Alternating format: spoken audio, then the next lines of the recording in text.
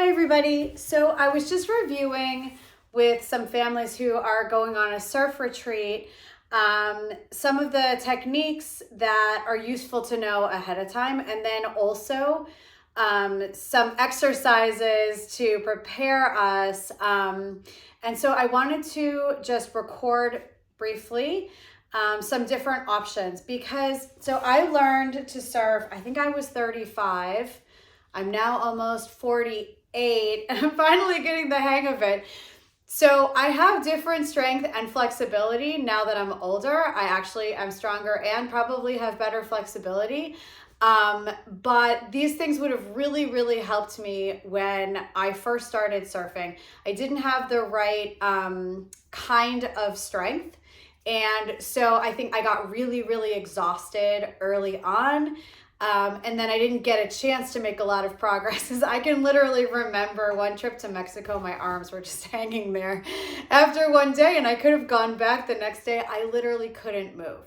So it's beneficial to do some prep work to get ourselves ready. There's a lot of different social media channels that have a ton of surf exercises.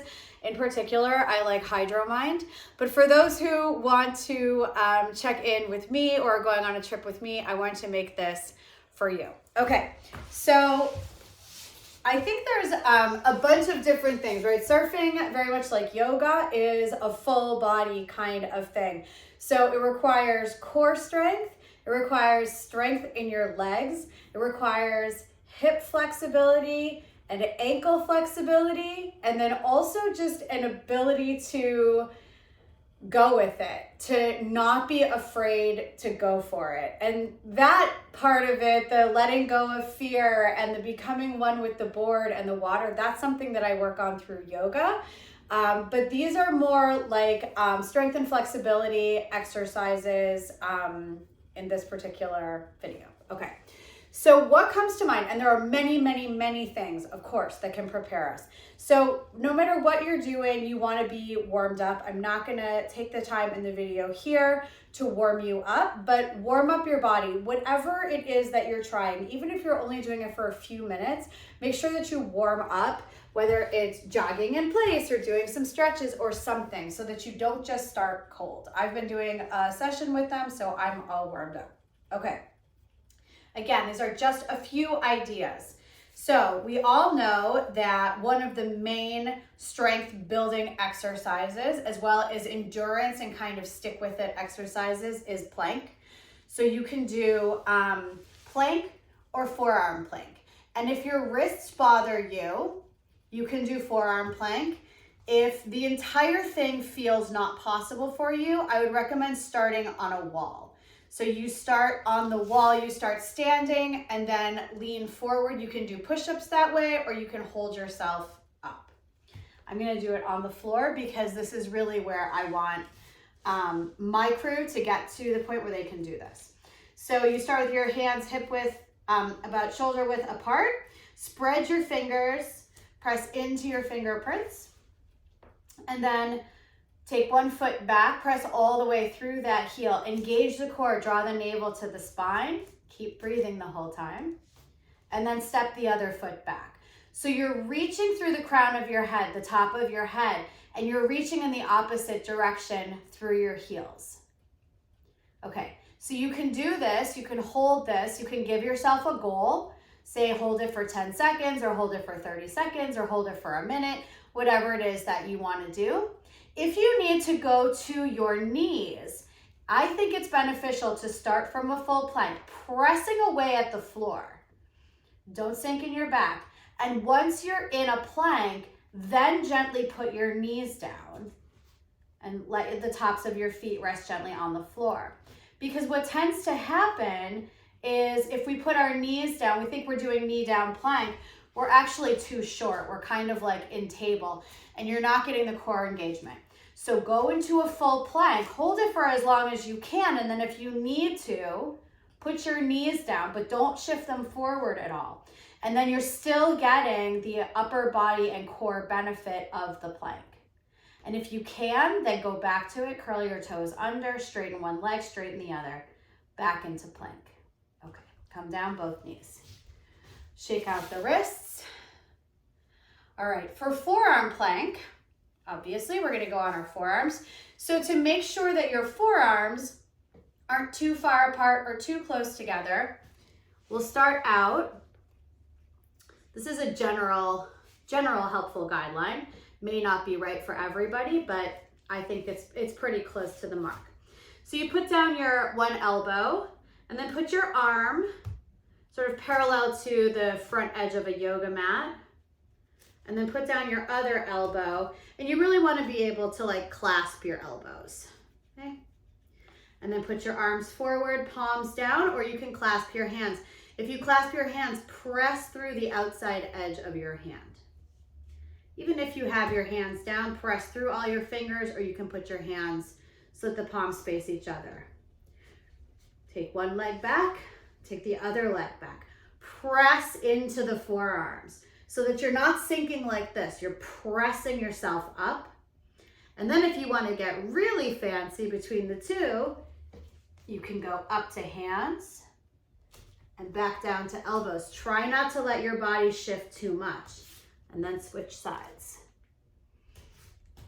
This is an overall full body exercise.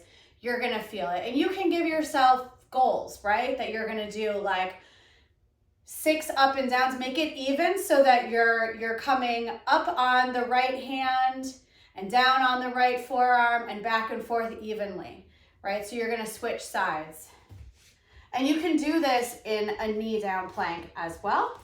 So forearm down. This is my right hand. Come up on the right hand, come up on the left. Come down on the right elbow, come down on the left. Switch sides. Come up on the right, on the left hand. Come down on the left forearm, switch sides. So you can do it in full plank or you can do it in knee down plank. That's a full body exercise right there. Okay, moving on from planks. For hip mobility and sort of understanding also where your hips are, because we live very differently in our hips, right? One side drives, we usually cross one leg over the other more often. So coming to tabletop, hands under shoulders, more or less, knees under hips, always spread the fingers, press into the fingerprints, and that activates all the muscles in the hand and in the wrist, and it protects the wrist joint. So taking one leg, I'm gonna start with my right, and sort of drawing it so that it's like you're kicking your butt on the right side. You're bringing that leg up behind you, knee is bent, and then out to the side like a fire hydrant, around towards the right elbow or shoulder, and back down to tap the left. So try doing that. And do it nice and slow. Make sure you're breathing, nice deep breaths.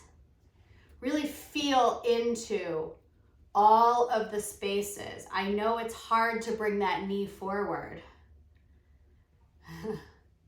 And then once you've done 5, that's 3 for me, but once you've done 5, switch directions. So you've got the foot up in the back, draw it forward, tap the knee, out to the side, and all the way around. Nice and slow. With breath. Do 5 of those. Really feel into that ball joint. You do 5 of those and then switch sides. So you want to do the same thing on one side as you do on the other. When you engage your breath, when you have nice, deep, slow breathing and you let the movement be slow, rather than throwing the leg around in momentum, you can really feel like, is there a space where this gets stuck?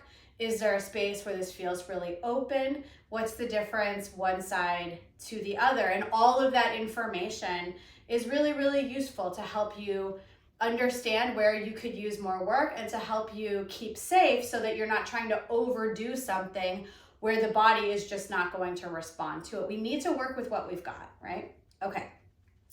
A more dynamic movement. So when you're surfing, right, you really need to be able to bring your front foot way up. Maybe not that far up for me, but that requires the ability from your core to draw that knee forward and bring that knee up. Now, that's not exactly the movement. If you're going to do sort of the stepping up, you're gonna press up, you're gonna come up on that foot, and you're gonna move this foot forward. But getting all of this engaged and open enough so that you can get that foot up can be a challenge. We all spend a lot of time sitting.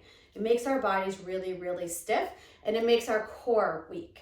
So, mountain climbers, nobody likes mountain climbers. You don't have to run them out. It's good if you can get to the point where you do. You start in a plank, full plank, and think about drawing the knee as close to the chest or as close to the chin as you can, and then step it back, and then draw the other one. Back and forth, back and forth. And if you're able to run them out, they're like this. Press away at the floor and get those knees as far up as you can. That's the name of the game, right? All of that, it's core strength, it's a little bit of flexibility. Cardio is important for surfing. You're doing a lot of paddling. Just all around. Mountain climbers, nobody likes them, okay? Nobody likes mountain climbers, but they are one of the best exercises. Okay. So speaking of paddling, when you're on your surfboard, I'm gonna shift back so you can see me better, right?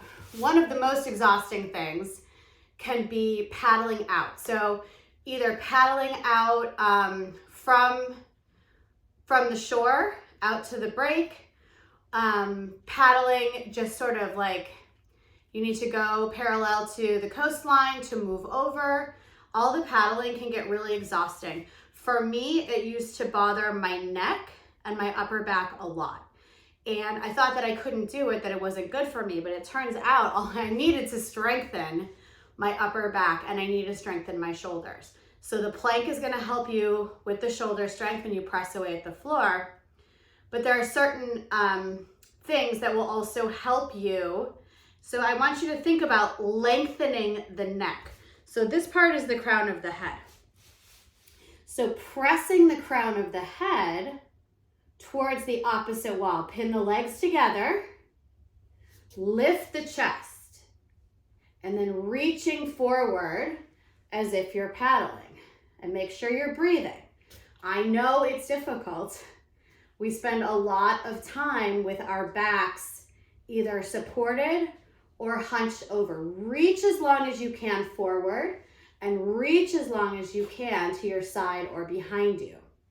Keeping that chest lifted, keeping the feet down. It's a very difficult thing. Give yourself a goal, 10 of them, 16 of them, 20 of them, 26 of them. Keep it an even number so that you're reaching an equal number of times through your right side and your left side. Okay.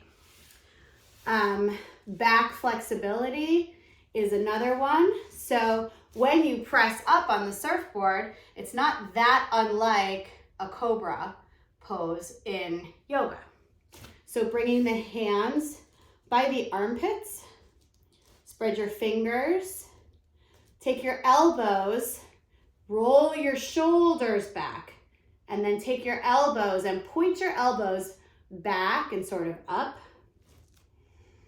Make sure you're breathing here, pressing down through your toes. You're activating your entire back chain doing that. And then press up into your cobra. The next time that you inhale, come down. Keep your elbows close. And as you exhale, come up. So don't let your chest come all the way down. Give yourself a goal. 5 of these, 10 of these little cobra push-ups. Okay? Those will help a lot. That helps your paddling strength because you're strengthening the whole back chain of the body, but you're also strengthening the muscles that actually you need to have to help push you up.